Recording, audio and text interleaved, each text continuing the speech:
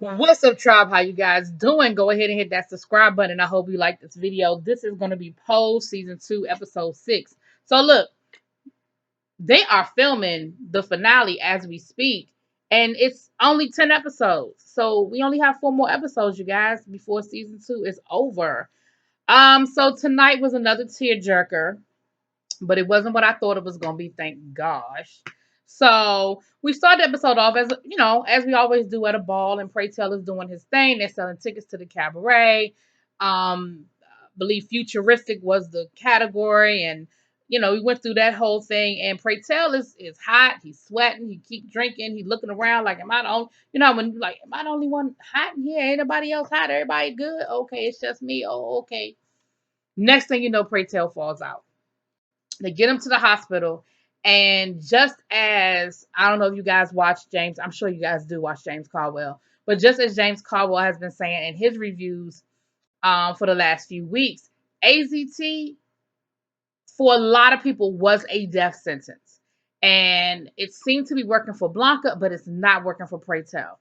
I think I forgot to say that part in my review last week that Pray Tell at the end of last week's episode agreed to start taking his AZT. Or was that was the episode where Candy died? It wasn't last week. But his body is rejecting the AZT, and it's actually causing other non-AIDS related issues in his body. And his platelets are dropping. He's bruising and things like that. And Pray Tell is being Pray Tell. You know, he's the cabaret is coming up, and he's and something he said that I hold on, y'all. Something he said that I 100% understood. Some of you may know my story, some of you may not. A few years ago, I was really sick. I was in the hospital, and I had a pretty good spirit through most of my situation. However, there was one night in particular. Well, I'm gonna tell you what Pray Tell said. Pray Tell, they started kind of telling him, "Well, we'll take care of this and we'll take care of that, and everything's gonna be okay." And he was like, "Look, don't baby me." He was like, "Don't baby me. I'm sick of this. I'm sick of what this thing is doing to my body. I'm sick of not knowing what's going to happen next." He said, and I deserve to have a temper tantrum. Like, give me that. Give me that. Let me have my tantrum. And I say that again, going back to my story, I understood because I remember there was a night at the hospital. I just didn't want to talk to anybody. I was just having a moment, and my mother was calling me, and I wouldn't take her phone call. My cousin was calling me. I wouldn't answer the phone. They were calling the hospital room and my cell phone. They called the nurses station. And I just needed a moment. Like, I needed to just be in my own space, and I just needed that. My mother was pissed off at me the next day. And I understood why she was angry. She was thinking worst case scenario. She was thinking something had happened. She was at my hospital bright early. And I mean, the nurse told her I was okay, but she knew something was wrong. And so I felt Pray Tell in that moment when he was like, "Look, let me just have my tantrum. Let me just be a bitch for a minute." And they did. They understood. Nurse Judy and Blanca, they got it. But of course, the instinct is to be there for him, to be a friend to him. Down at the nail salon, things look like they're a little slow. Blanca's got sort of an empty, shop, and her landlord, the Miss Helmsley wannabe, is down there giving Blanca a hard time because she's got the flyers up about the AIDS banquet. And she opens up to Blanca and lets Blanca know, "Hey, look, you ain't the only one that's lost somebody from AIDS. My hairdresser died, and they said it was skin cancer, but we knew what it was because nobody came to the funeral." And she says, "You know what? Let me make a donation to your little cabaret." And she gives Blanca $20. And she said, "On second thought, I want to perform. I've always, wanted to be on Broadway." And of course, wink, wink, we know she's a Broadway star. And so she's gonna come and perform at the cabaret. I knew something was up from the word go. She flipped too quick. I knew something was up. I didn't know what exactly, but I knew something was up. So, you know, um, we get back to the hospital, and Pray Tell has a roommate. And you start to see the hierarchy in the gay community, just like in any other society. His roommate is there with pneumonia, which a lot of people who had AIDS, they died of other things other than AIDS, and pneumonia was right at the top of that. And Praytel was like, basically insinuating, I got AIDS too, you have AIDS. And he was like, well, his roommate was like, well, I wish I could say it was a pleasure to meet you. And Praytel was like, oh, okay. He said, do I know you? He said, I thought I knew all the queens in New York. He was like, well, I hung out at wherever he said he hung out must be like some little high end, hotty toddy place. Because Praytel was like, oh, you one of them. You one of them bougie queens. He said, I'm a college educated man. I am nobody's queen. So of course, Praytel is giving him the look like, whatever, bitch, we all here together. Like you can be what you want, but we all right here together. Um, Later on that night, he crashes and dies. And Praytel ends up dreaming. First person that came to him was Candy. I told y'all we was gonna see Candy. I told y'all she gonna probably, I don't know, she gonna keep coming back for the rest of the season, I'm sure, in some way, shape, or form. So we see Miss Candy, and she's telling Praytel, look, I'm hanging out with people of my kind. I'm hanging out with Liberace and Perry Ellis, and I'm doing this, and I'm lunching with this person, and Praytel said, all them people in here, they still doing their thing. They still going back and forth. And it finally clicks. Praytel said, wait a minute, you said people of your kind. Candy, were you sick? She said, yeah, I didn't want to tell anybody, and I was always careful when I turn my tricks. But people treat you different when they found out you're sick. And so you kind of learn a little bit more about Miss Candy. So she basically is trying to talk him into killing himself. She's talking about his pills and how peaceful it would be, and how I know you tired of fighting, and I know you ready to let go. And he takes the pills, but then he throws them on the floor, and he said, I ain't ready to go. I'm good. So then the next person that comes to him, it's almost like a Christmas Carol. He had 3 visitors that day. So, excuse me. The next person that came to him was his father, well, his stepfather. And come to find out, they have a dialogue. Come to find out, the stepfather molested Praytel. And the guy was like, well, you got to forgive me. You got to forgive me.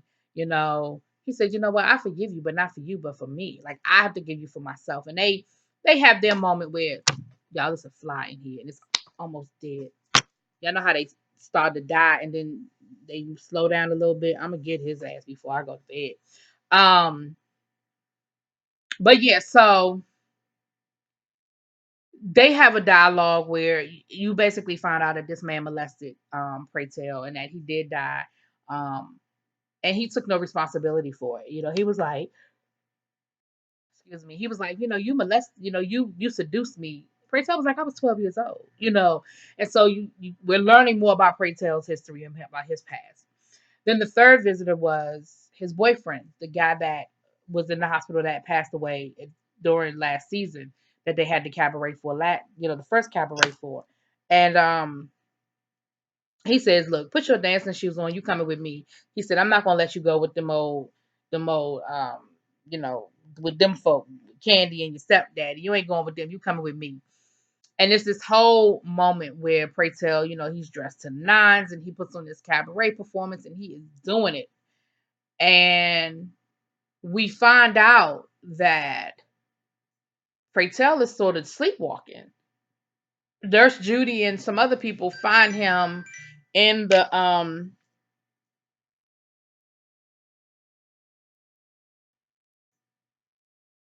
uh I'm sorry, y'all. They find him in the room where they have the cabaret performing. And Praytel sort of comes out of it. He said, am I losing my mind? Like, am I going crazy? And they get him back in the bed, and they're kind of, they're like, you're okay, they get him back in the bed. So um so we're back at the house of Evangelista, and um Blanca is trying to get it together. And the kids are talking and laughing and joking. They doing what kids do. They laughing and they joking.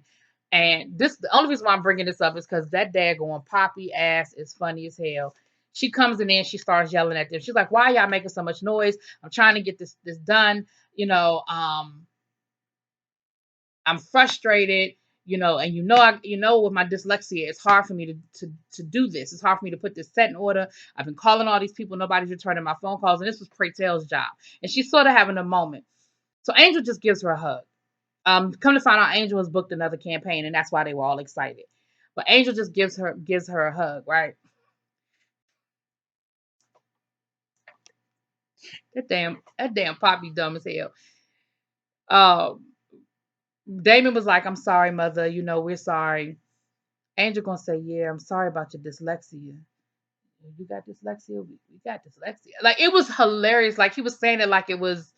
it- Anyway, it was funny in the moment. It was a nice little comic relief. Like Poppy always giving you the one liners to break the tension. But she talks to Angel and is like, "Look, I'm just stressed out. It's just a lot on my shoulders, and it's just too much. Um, and she's blaming herself for Pray Tell being sick. Her thing is, I was the one that convinced him to take the AZT, and had it not been for me, um, maybe he wouldn't be sick now. And if he ends up dying because of the AZT, that's on me." And Angel said, "Look, can't nobody make Pray Tell do nothing Pray Tell don't want to do, not even you. So don't blame yourself. You did the best you knew to do. He has to fight, and that's all we got. AZT is all we got. That's the only thing we got out there." And so I think that helped a little bit, but they had their moment.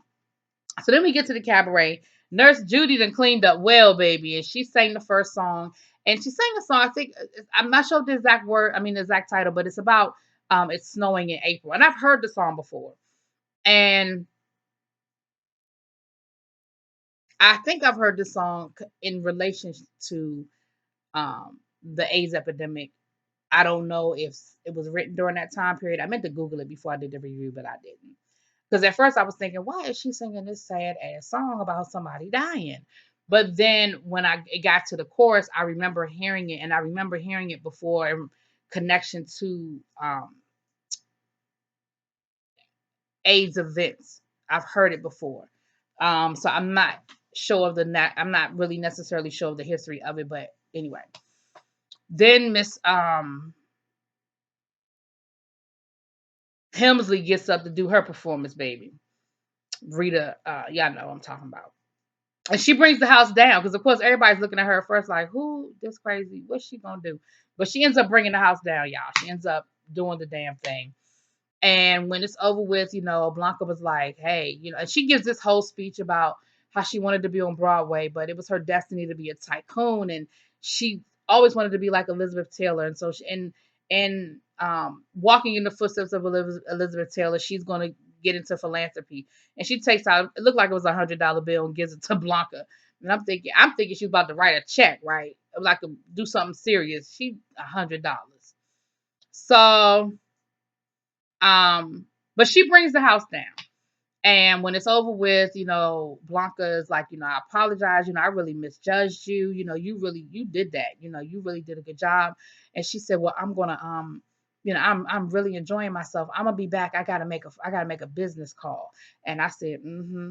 Well, while they got Blanca down to the cabaret, keeping her busy, she's cleaning out the damn nail salon, boarding it up and putting a padlock on it, changing the locks. Her son is down there doing all of this. He said, "Look, I need a little bit more time." She said, "Well, how much more time you need?" He said, "A couple of more hours." She said, "I'll do the best I can." So, oh, rewind. Pray Tell decided he wasn't gonna come to the cabaret. So Blanca goes and basically cuss him out. Like, what you mean you're not coming to the cabaret? He was like, "Look, are you gonna be there?" She said, "Yeah." He said, "Well, then I'm good." She was like, "Oh, so you mad at me?" He was like, "Hell yeah, I'm mad at you." And they have their moment as only two friends can do. And they cuss each other out. He was like, "Fuck you." She said, "Fuck you too. Now get your ass dressed and come on down to the cabaret." Like it was a moment. And she told him, what she told him, put on some of his stinking cologne. He was like, "Excuse me." She didn't say stinking, but that was essentially what she meant. He was like, "Excuse me." but but this whole thing is going on and he has not shown up. I was going to call her by her real name. Alexa sang a song, honey, that only your kids could love. Because when I tell you that it was terrible, and I'm glad she only sang one chorus, and the whole room, for the exception of her kids, were looking at her crazy. And even Blanca was like, "Well, thank you, Electra, for your rendition. Not your, it was nothing positive in that description, just your rendition." So, they had a silent auction. Come to find out, they raised like $4,000. So it was a very successful event. Then Blanca gets to perform, and she did "Love's Anita Love," which is actually one of my favorite songs. And she let everybody know that she was HIV positive. She said, and I'm telling you this because not because I want sympathy, but because I want everybody to know this is what the disease looks like. You know, look at me, nobody knew. I looked fine. This is what AIDS looks like, or HIV looks like. Well, she's AIDS. Anyway, this is what it looks like. So she gets to singing "Love's Anita Love," and here comes Pray Tell in this bad smoking jacket. This damn Pray Tell, he's a ragging mother. Shut your mouth. So they get to the second chorus and they're telling him, "You come on up here and sing." And so the two of them sang the song, and they did that. Of course, Billy Porter is gonna give it to you. Pray Tell is gonna give it to you, and they did a good job. So when it's over with, Miss Helmsley comes up to Blanca and invites her out to dinner because, of course, she's trying to kill more time. Because first she said dessert. Blanca said, "If you paying, I want a 3-course meal." She said, "Oh, that would be perfect. That'll be about 2 hours." Adding it up, So the next day, Blanca shows up for work and she sees that it's padlocked, and she realized she got played. So we see her talking to Pray Tell. Pray Tell's having dinner with the House of Evangelista, and you know they letting him eat all the butter he want. They're like, "We're gonna flush this AZT out your system, and we're gonna, do what you do." They wouldn't let him have no alcohol. It was cool. Um, and Poppy again with his little one-liners. Um, and they have a good moment. And so, Angel was like, "You got played good." She was like, "Yeah, but I already filed a lawsuit down at the Department of Housing, whatever, Department of Business, whatever department was." Brittelle was like, "Well, that could take years. What you gonna do in the meantime?" She said, "Well, I learned my lesson well from ACT UP, and I'm going to be out there tomorrow morning protesting. And she ain't gonna want to see a picture of me next to her in page 6." And they were like, "Huh, good idea." So the next morning, it's just the House of Evangelista outside with their posters protesting and everything. And Blanca says to Pray Tell, "You feeling better now?" He said, "I mean, I feel better if it was actually some people out here to protest." And she said, "Well, look, you know, this what we got. This what we gonna do." He said, "Oh, really? Look over there." And you see a group of people coming down the street. You see Lulu leading the charge. He said, "Now look over there. There's another group coming down the street. You see some of the people we saw at the cabaret. And the next thing you know, it's another group coming from another direction. Miss Electra is there, baby. And the House of Wintour has shown up." And so it's about 50 or 60 protesters now. Next thing you know, this limo comes pulling up, and who's in the back seat? But Miss Helmsley. I keep calling her Helmsley. That's not her name on the show, but she's supposed to be the Helmsley type character. Because I know somebody gonna put in the comments that ain't her name. I know that's not her name. We see her in the back seat with her son, and she's like, "Oh shit, like damn it," you know what I mean? Because she ain't expect that. She thought, and I don't, my thing is this: I don't know why she thought that Blanca was just gonna roll off into the sunset and that was gonna be the end of it. I don't know what made you think that, but neither here nor there. Next thing you know, we see Pray Tell in his home, getting ready for bed. He goes to get in bed, and who the hell is sitting there smoking a cigarette? It's Miss Candy. And Pray Tell tells her, "What the hell you doing here? Like, I done already told you, I ain't going nowhere." She said, "Well, I'm here to haunt your damn dreams. And I'm your escort." He said, "So you're my damn travel agent? Well, cancel my reservation because I'm not going anywhere." She was like, "Yeah, all right, well, I'll be here to take you where you need to go when it's time for you to go." He said, "Well, that ain't gonna be for a long time. So leave me the hell alone." Um, that daggone Candy and Pray Tell, they just can't stop going back and forth at each other. But essentially, we see that he has decided he's going to fight. He's not going to lean into the negativity, and he's going to fight. So That was Pose, y'all. It wasn't what I thought it was gonna be because Lord knows from the previews I thought they was trying to do something to Pray Tell and I was gonna have to fall out on this floor and die. But you know, another good episode. Y'all let me know what y'all think. Drop it in them comments, please.